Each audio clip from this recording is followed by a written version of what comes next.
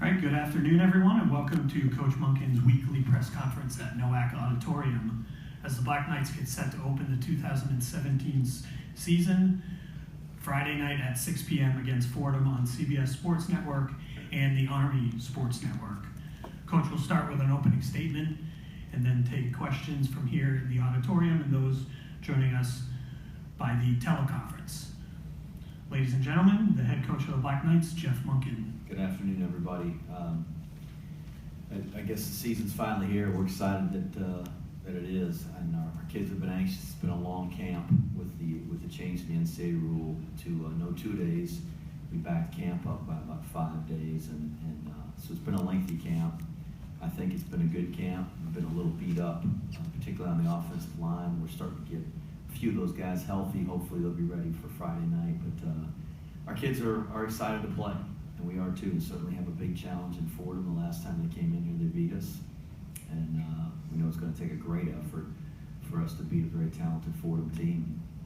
When you look at their record and what they've accomplished over the last few years, it's really incredible. They're one of the most successful teams in the country, both at the FCS and FBS level. And a lot of confidence, I'm sure, coming in here. Plenty of their players were involved in that trip 2 years ago. Their quarterback, their Edmonds, the running back, both really good players. And they're saying that Chase Edmonds may be the best player or the leading rusher in Division I football this year. So I think we're going to have our hands full, and we're going to have to play really well. But hopefully our guys are prepared, and we've certainly tried to get them prepared over the last 5 weeks of camp. We've got a lot of our guys back, and a lot of the guys that played in that game against Fordham 2 years ago are still on our roster. So I think they still feel the sting of that game, and hopefully we'll be able to perform and play a little bit better than we did the last time. But give them credit; they've got an outstanding team, and they beat us the last time, and hopefully we'll be able to play our very best. Go ahead, Rich. Rich Mark, Army Radio Network. Coach, first game, coming off of camp, how do you feel? How excited are you? How excited is this team to get on the field Friday night? I think it's just, it's going to be a relief to get out there and play somebody else besides each other. And what happens in camp is through the first 3 weeks, 3 weeks of camp, we're really competing against each other. Our defense going against our offense and vice versa. And it probably isn't a good representation of what we're going to see for most of the year. And so for the last week of camp and all of last week, and as we went through practice yesterday, really have just focused on Fordham and trying to prepare for them. And I'm excited to get out there and kind of see what our team looks like. That's we can look at the practice films and compare against each other, but the bottom line is what happens when we get out there against an opponent. So I'm always excited for a new season. It's the hope of what's to come, and we got some fresh faces, anxious to see what they'll do. So we're excited for Friday night. With everything that your team went through last year, the highs and the lows, how do you think they handled themselves here preseason leading into this week? We're a different team. I think that happens every year. There's a little bit of a different personality with each team, and it's hard to avoid. I thought we had a very healthy spirit in our locker room last year. A lot of that was led by those seniors, that group of guys that have been through so much in their career, and as you said, experienced the highs and lows through the season last year, the loss of Brandon, everything that happened. And really did a great job leading our football team. So I think the guys that we've got back realize how important it is to remain focused and to ride out those highs and lows that will happen during the season, but they also happen during a game. And to be able to focus and play for 60 minutes and play for the whole year, and hopefully we're learning how to be a successful football team. Thanks, Coach. Go ahead, Joe. Okay, Coach. So you set the highest standard for Army football for the last 20 years. All right. since '96. Do you feel that your team's more confident this year? Is it going to be harder to stay a winner than it was to be a winner? Oh, I think we've got more confidence. I hope we do. That we should. We had a relative amount of success last year, but there's still a whole lot that we didn't do as well as we could have, and opportunities that we fell short on. We missed some opportunities to win some more games, and that was disappointing for all of us. And hopefully that's something that motivates our guys to want to play better and try to improve. And I think that's the challenge for every team is to get better, to continue to improve and see where our shortcomings are, what we can do as individuals to get better, what we need to do better as a team. And that's my job, is to try to recognize those things and bring those to the attention of our players and our staff. And there's things I got to do better and do better with our team and help our team win. So hopefully we're all going to get better. Okay. Is it harder to stay a winner or to be a winner? Oh, I don't know. That's the age-old question. Every team is different, and I don't think it's teams that are motivated to win. That doesn't change. So it doesn't matter that we won 8 games last year or lost 10 the year before. People that want to play and are motivated to win, they came out there with the same attitude against us. It doesn't change how people prepare for us and say, oh, well, we got to get more ready for Army this week because they won 8 games last year. People are going to get ready to play, and we've got to get ready to play and to try to play our best. And so our challenge each week is to do just that, is to try to be the best we can be. We're never going to be more talented than the teams that we play. We're going to have to try to play harder and play tougher and be smarter and execute better. But Jim, other teams are doing that too. And when you face a well-coached team like we will on Friday night that has a lot of talented players, which they do, it's going to be a challenge to win. So I hope we can play our best. So do you think that your opponents this year look at Army and say, we better be better? No, I don't think so. I think they look at us and they see a team that's slow and small and not very athletic, just like they did a year ago. And that's the frank, honest truth of it. So, we got to convince our guys that they can execute at a higher level and get them to do that so that we have a chance. Because if we don't have a chance. All right, we'll open it now to the teleconference. Please state your name, organization, and ask your question. Yes, this is Charles Griggs from recordonline.com. Good afternoon, Coach. If we can go back in time when you were in 4 years ago as Army head coach, but you maintained that there were several things that you needed to establish with the program in order for it to be a competitive program consistently.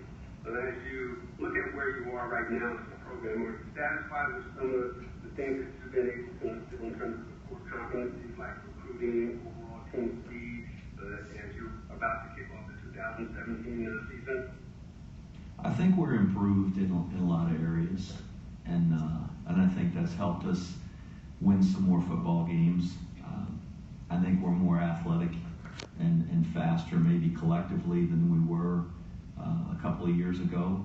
But I don't know that we've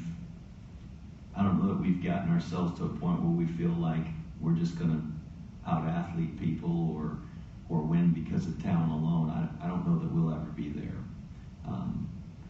But I do believe that we've got the right guys in the program and coming into the program. I'm excited about the efforts that our staff has put into recruiting. I think it's paying off. And to see as many young kids playing the last couple of years and growing up through the program and now becoming veteran players, I think is a sign that we've got the right guys and are managing to get the right kinds of players into our program. So hopefully, as a program, we're growing, and I think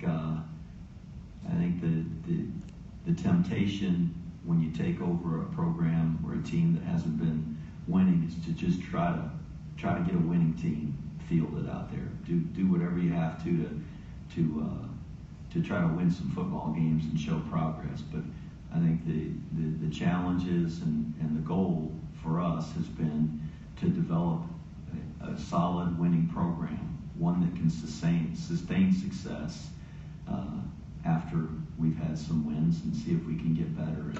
And that's what I admire so much about some of the teams that you see year in and year out that win over and over and over again. Teams like Alabama, they're very talented, of course, but they're very well coached. To see a team like North Dakota State at the FCS level, they just keep winning national championship after another, and it's because they've built a great program, a solid program that's been able to sustain success, and I hope that's what we can do here. Great. And my follow-up and final question is around the leadership of this team. You have obviously co-captains in Bradshaw and Boyd, but there are plenty of other seasoned players on the squad. So would you consider the overall experience and leadership beyond the two captains that I just mentioned on this team to be a pivotal part of the identity of the 2017 Black Knights? I hope that we've got a number of guys on our team that can lead, and I think that the culture in our program and what has been built here by our players in the locker room and on the practice field and when we play in games is an attitude that they excuse me, an attitude that they take ownership in. And I think that those two captains that you mentioned, as well as the senior leaders and other guys on our team that really have stepped to the forefront of leadership, kind of create and then demand those attitudes and efforts out of everybody else. Thank you very much. Hi, Coach. Ken Crater, Sons of Eric Leach and Radio. Good afternoon. I just thought we could talk a little bit about your offensive line. You mentioned overcoming some injuries. Do you feel that Bryce Holland and Brett Both will be ready to play Friday night? Our training staff said they have a chance. They haven't practiced yet this week. They were both out all of last week. So we're hopeful maybe we can get some snaps at some point in the next 2 days to just knock the rust off of them a little bit. But I don't know. We're going into the game on Friday night with the assumption that they're not going to be ready, so that we can prepare these other guys that we have on the roster who've done a really good job. They've worked really hard and been taking reps with the first team the last 2 weeks. So it'd be great to have those guys going into the game, but we'll see. Well, that means Joshua Boylan would start at center, and then who would your left guard be? Perhaps Josh Boylan. It may be Cooper Simpson that starts at center, and Josh stay at left guard. So if Josh goes to center, Mike Houghton is healthy, it'll likely be Jackson Deaton as the left guard. And just on defense, I see that Ume Unatuga is the top-noted nose tackle, and you have Cole Christensen up at the weak side linebacker. How do you feel those players are progressing to be ready Friday? So Cole, we moved Cole. He was a backup behind Nautical, and Washley and Nautical kind of been the starters all the way through camp. But Cole's had such a good camp. We felt like he needed to kind of move up into that starting role. So he moved from the backup Mike to the starting Will. Nautical will back up Cole, and then Ryan Parker moved over to the second Mike. So I think all four of those guys have done a good job, and you likely see all four of them play some on Saturday night. Cole's had, like I said, a really good camp, and I think he's an outstanding football player, and excited to see his hard work paying off. Prince Oyatuga is going to start opposite of John Voight, the defensive end and tackle positions. Andrew McLean will be our starting nose guard on Saturday night, and there'll be some moving pieces there. Ray Wright can play both nose and tackle. We've got guys like Stoddard and Cordero Davis that have played in games and kind of rolled through. So there's going to be probably some healthy movement there with those guys up front, and I think that's good to have some guys that we can roll in there and keep fresh legs will benefit our team not only Friday night but as we go through the season. And Coach, just looking at Fordham, a very good offensive team. We talked a little bit about Chase Edmonds last week, but Kevin Anderson, their quarterback, 200 completions last year, 2,700 yards, 27 TDs. That could be quite a challenge for some of your young defensive backs. Yeah, I wish he would have made himself eligible for the NFL draft or something like that. He's a good player. That guy threw for a bunch of yards, leads his team. You watch him, just how much poise he has, and he never seems to be in a bad position. He's either getting them into the right play or the right protection, gets rid of the ball, realizes when there's problems around him and dumps the thing off either to a side adjust or a hot receiver, or throws the thing into the third row and goes and plays the next down. Very poised quarterback, very talented guy, and so we've got some guys over there in the secondary, as you mentioned, that are in some new positions, and I hope that we'll play well and maybe get some pressure on him to just try to make him throw it on time, because if you give the guy some time, he's going to find an open receiver. Thank you, Coach. Any other questions via teleconference? Go ahead, Sal. Coach, how much do you talk to the team about that 2015 game against Fordham, in recent days? Sure, we talked about it. We talked about it quite a bit, and it's not the responsibility of this team. That loss belongs to the 2015 team, but I want them to understand how important it is to play our best and to have ourselves focused on doing our job and knowing our assignments, and we had some boneheaded mistakes in that game that really cost us, and it'll cost us again if we make the same mistakes. We're going to find ourselves in a loser's bracket. Just special teams things like snapping the ball over the punter's head and dropping a punt late in the game, and silly things like that. They had a long touchdown pass from their own. They were backed up in their own end zone, and we had a miscommunication. We had the secondary playing two entirely different coverages, and they split us right down the middle. And Moss ran. I think it was Chase. I think he ran him down, and they ended up scoring on the drive. Just some silly things that we can't allow to have happen. If we do, a good team's going to beat us, and Fordham's a good team. They'll beat us if we make those mistakes. So it's a warning to them that we've got to have ourselves prepared. And I don't mean excited and up, and everybody in their opening games is going to be excited and ready to play, but it's just to not make those mistakes. So we've talked about it. We talked about the importance of playing at home and winning at home, and this certainly is an opportunity for us to start the season off right in our own backyard. What are your expectations of the defense, considering the talent that's back? And I know last year's last year, but a lot of these guys are returning. What are your expectations for that unit? I tell all of our guys the same thing. I want them to get better, and I think there's plenty of areas defensively that we can improve. And you look at the overall defense, we ranked very high, but there's areas on the field and in situations where we didn't play as well as we probably were capable of, or can play better.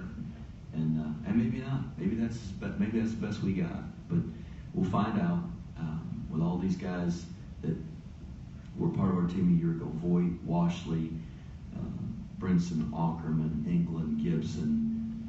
There's a lot of names, and have played a lot of football. So hopefully they'll improve as players. They'll play their positions better, play their fundamentals better, be smarter, and these young guys that haven't will kind of figure out their place in the defense and their role and be able to perform as well.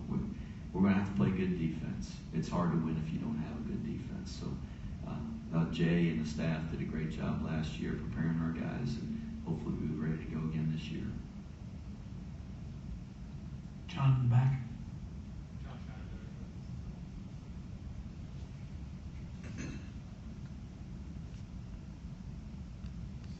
You might just have to yell. John Schreiber, Spectrum News, formerly Time Warner News. Just, I know you hit on some of the mistakes you had from 2015, but can you look at the film from that game and apply it to Friday night? I know they have a new head coach, but it's someone that came in maybe specifically on the defensive side for you guys, since they do have a returning running back and a returning quarterback. Can you use that film to your advantage, or is it thrown out the window? Oh, I think there's things we can gain from that. But that's 2 full seasons ago to start the season. They did a lot of things that year as they continued through that season and had a lot of success. Then last year, Andrew's done a terrific job. He's been on the staff. When Joe took the job there, he joined him and has really done a terrific job. A lot of those guys that we mentioned, he's coached them personally, was their position coach. And so they've just continued the success, and that's not easy to do. And the offensive film from that night, I'm sure they're looking at it too and saying, okay, that's the same defensive coordinator and the same defense and a lot of the same players, just as we are. But there's going to be some things that are different, and we're going to speculate only based on what they did last year and after they played us in 2015 and see if we can be prepared. You can't prepare for everything that they're going to do, but they got a really good quarterback and they got a heck of a running back, and I'm sure they'll probably try to use those 2 guys to win the football game. If I were them, I sure would. And then defensively, though, there's a different defensive coordinator. I think you can look at the things that they did against us. They had some success, certainly against us that night. We had the good fortune of starting the game with a turnover and had a short field and scored on 3rd down there in the opening drive. So it wasn't like we were just a scoring juggernaut all night long. We had to work for our touchdowns, but you just base it off of what their coaches have done in the past and where they've coached and the way they've defended this offense, and you hope you're right. And we get into the game on Friday night, and if they're in a completely different defense than we anticipated, well, then we make the adjustment. But our job is to coach our guys, and they got to coach theirs, and hopefully we'll do a good enough job, and our guys will execute, and we'll give ourselves a chance. Coach, any new names crashing the party here? Any people, on Friday night when the PA announcer says tackle by, is that going to be plebes out there? Names that we're not familiar with? Maybe. There'll be some guys on special teams, certainly. I'm trying to think really defensively. One of the corners, Javard Bordeaux, is a freshman, and he's not a starter, but he may factor in and play some.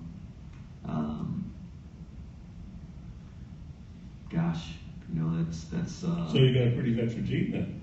Well, no plebes could crash the party. I guess. Cam Jones is a sophomore, and he's gonna play corner, and McClellan's a sophomore, he's gonna play safety, and Prince Oetu has never started a college football game in his life. So I mean, there's some new guys. Christensen, he didn't play much last year. So there's some new names that hadn't been called out in the past. Offensively, several of the running backs. We've got a guy named T.J. Wisham, who's a freshman, played at our prep school. Artis Hobbs, Fred Cooper, Santa McCoy. Out of wide receiver, Cam Harrison, Kevin Waits. Those guys are all freshmen. Zach Song had been hurt. He's playing tight end. He's backing up Quinn Parker, but I think he's going to play enough that you'll hear his name. So there's some new guys, and there's always going to be. in college football, it's the way it is. There's always going to be some good guys.